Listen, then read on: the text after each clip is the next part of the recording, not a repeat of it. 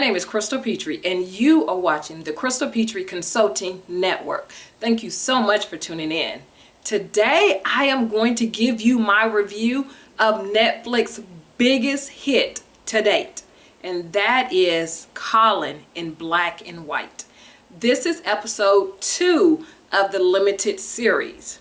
I am going to be completely honest with you. This series, this episode 2, really upset me. Like, it really made me mad watching what this teenager, a teenager in high school, 10th grade, had to endure just because he was black. In episode 2, Colin talks about everything that he went through to try out and become a high school quarterback. In high school, Colin knew that he wanted to play quarterback. He knew that he was good enough, and he knew that he didn't have any competition, which was true. So he ran faster. He threw the best routes. He threw the short routes. He threw the long routes. He could read the defense. He even understood all of the nuances that take place during a game of football. But with all of those qualities and all of those attributes, it still wasn't enough. You see, Colin had competition on the football field. He was going against another white player for the starting position of quarterback. Colin did not get the job. And the only reason he did not get it is because he was black. And it's portrayed very beautifully in this episode. So you can see the only reason Colin did not get the starting quarterback position was because he was black. His white coach wanted a white quarterback.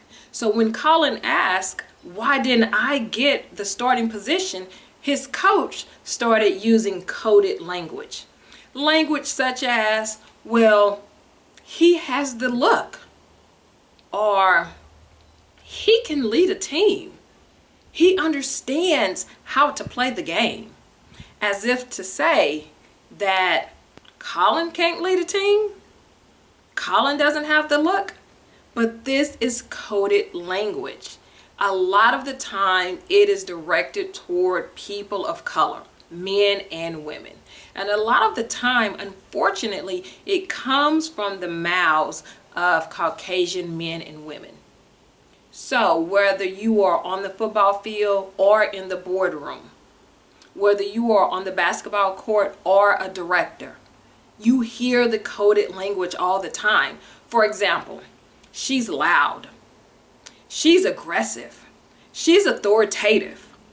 All of this is coded language directed primarily at African American men and women. Now, once Colin found out that he wasn't getting the starting quarterback job, of course he went home after school and he was visibly upset. So his mother, who is Caucasian, his adopted mother, said, Colin, what's wrong? What's going on? Talk to me. And so Colin explained to her that he didn't get the starting quarterback job, that, he was the best athlete, he was the best player, and he still didn't get the job. So his mother said, well, you just have to prove them wrong about you. To which Colin replied, why do I always have to be the one to prove something to somebody else? Why is that responsibility placed on my shoulders?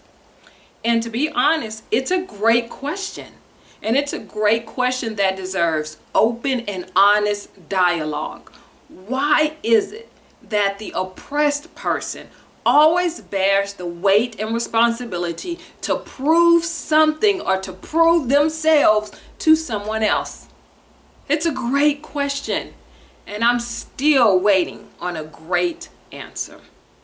In episode 2, Colin Kaepernick gives us some startling statistics as it pertains to the National Football League. He says that over 70% of the players in the NFL are African American, yet less than 1/3 of the quarterbacks, the leaders of the team, are African American. Could it be that even now, in this year, we are still faced, and football players are still faced with the same issue that Colin was faced in high school?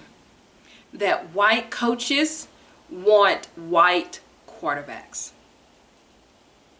I don't know, but this is the information that Colin gives us in this episode 2, and then he leaves it up to you to make your own conclusions from that information. Now, there is something good that happens in episode 2.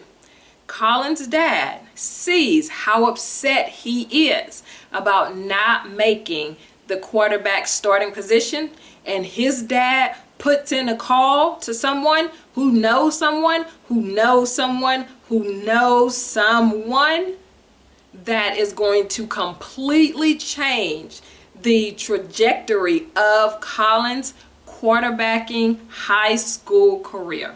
Again, I'm not going to give it all away because I want you to go and watch it yourself and then come back and let me know in the comments, what do you think about episode 2?